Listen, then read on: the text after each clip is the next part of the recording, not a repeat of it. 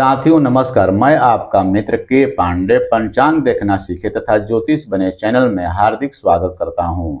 आप प्रतिदिन के तिथि नक्षत्र योग का मान द्वादश लग्न घंटा मिनट में विवाह मुहूर्त, उपनयन मुहूर्त, वधु प्रवेश मुहूर्त या अन्य किसी प्रकार के मुहूर्त की विशेष जानकारी के लिए तथा कुंडली का अध्ययन करने के लिए पंचांग देखना कैसे सीखे तथा अन्य समस्याओं के लिए दिए गए नंबर पर व्हाट्सएप मैसेज कर सकते हैं। आज बहुत ही एक रोचक विषय है। इस रोचक विषय को जानना आप लोगों के लिए बहुत आवश्यक है। पूर्व में मैं वीडियो बहुत आपको दुकान से संबंधित, व्यापार से संबंधित दे चुका हूं, परंतु कुछ ऐसे सब्सक्राइबर हैं जो कमेंट किए कि मुहूर्त में तिथि, वार, नक्षत्र आदि योग के बारे में तो आप चर्चा करते हैं, लेकिन सिर्फ ये बताएं कि कौन सा वार को बहुत शुभ वार माना जाता है और उसको विधिवत रूप से वार से संबंधित आप एक वीडियो बनाएं, जिसका हमने बहुत अध्ययन के उपरांत आप लोगों को यह वीडियो देने जा रहा हूं। दुकान किस दिन खोलें, ज्योतिषीय सूत्र के माध्यम से यह बताने की मैं कोशिश कर रहा हूं। कृपया वीडियो को आधा अधूरा न देखें, पूरा वीडियो देखेंगे निश्चित ही आप समझ जाएंगे। कोई भी व्यक्ति जब आपके पास आता है और प्रश्न करता है कि हमें यह बताएं कि दुकान किस दिन खोलना उचित होता है, यानी कौन सा वार हमारे लिए शुभ कारक है, फलदायी है, तो जिस समय जातक प्रश्न करता है उस समय के नक्षत्र को पंचांग से देख लें, योग को देख लें कौन योग चल रहा है, तिथि कौन है, इसका अध्ययन करना अति आवश्यक है। अर्थात प्रश्न समय के नक्षत्र, योग, तिथि की संख्या चक्रों से लें, जो चक्र आपको आगे दिया जाएगा।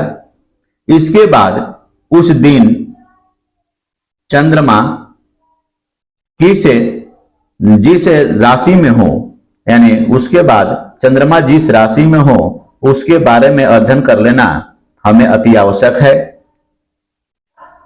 चंद्रमा जिस राशि में होते हैं उनके भी संख्या अंक चक्र से ले लेकर और राशि की संख्या लेकर उसमें जोड़ दें, फिर 7 का भाग दें, जो शेष फल आए उसका इसी फल के अनुसार फलादेश करें, उसे बताएं।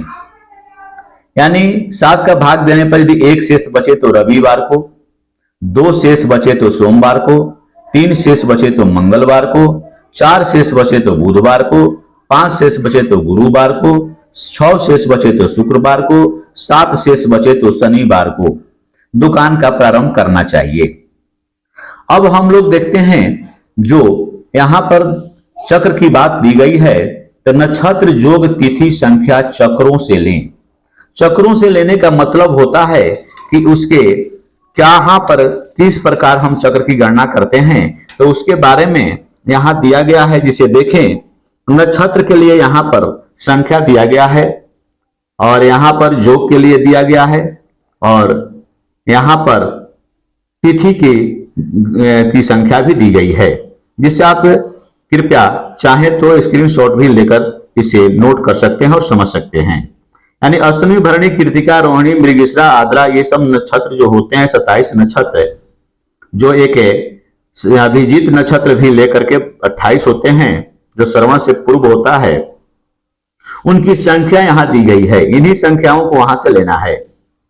यहां पर विस्कुंभादि योग जो होते हैं उसमें भी जो 27 योग होते हैं उसकी भी संख्या यहां दी गई है क्रमवार, और तिथि की भी संख्या यहां पर क्रमवार परिवार से लेकर के पूर्णिमा, अमावस्या तक दी गई है। इसकी ही संख्या आपको नोट करना है, इसी के संख्या के माध्यम से आपको बताना है और समझाना है तथा समझना भी है। एक चक्र और है जो राशि चक्र की बात की गई है। जैसे यहां देखें, चंद्रमा जिस राशि पर हो उसको अंक चक्र से लेना है, तो यहां पर चंद्रमा जिस राशि में होते हैं वहां पर इस अंक से हम उस संख्या को लेंगे।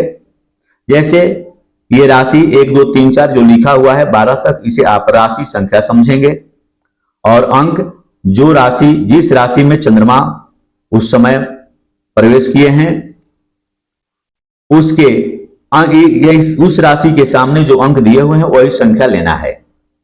इस प्रकार हम लोग इसके बारे में अध्ययन करके और समझ भली भांति से समझ सकते हैं। तो जैसे हमने एक उदाहरण लिया है, जिस उदाहरण को देख करके आप अच्छी तरह से समझ सकते हैं। जैसे मान लें जिस दिन प्रश्न किया जाता है उस दिन नक्षत्र भरणी है, योग जो है सौभाग्य है, तिथि पंचमी है तथा चंद्रमा मिथुन राशि पर चल रहे हैं, मिथुन राशि में प्रवेश किए हुए हैं। तो इसके लिए हम लोग देखें नक्षत्र संख्या जो हम लोगों ने अंक चक्र में देखा नक्षत्र के बारे में, तो अश्विनी के बाद भरणी यानी वो दूसरे नंबर पर आते हैं, 2 नंबर की संख्या वहां से ली जाएगी। योग जो है सौभाग्य है वहां से 4 नंबर पर है, यानी वहां से 4 संख्या उठाया गया। तिथि जो है पंचमी है तो 5 संख्या लिया गया और चंद्रमा मिथुन राशि पर हैं तो हम इस चार्ट से देख लेंगे मिथुन यानी मेष वृष मिथुन, यहां का अंक जो है 33 है, इसको हमको लेना है। सबको एक जगह जोड़ देना है, जोड़ने पर 44 आएगा। 44 में नियम यहां कहता है कि 7 से भाग दें, तो हम लोग 7 का भाग देंगे तो 7 42 अर्थात 2 शेष बचा, यानी 2 शेष बचा।